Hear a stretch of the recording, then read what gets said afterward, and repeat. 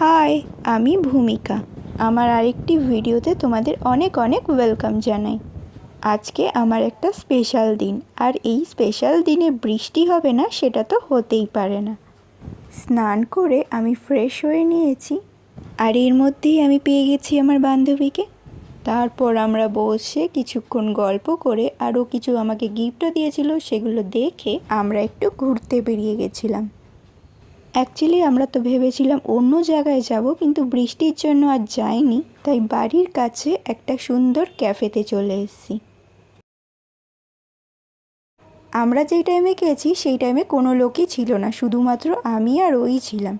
সেই জন্য আমরা ভালো করে ফটোশ্যুটও করতে পেরেছি।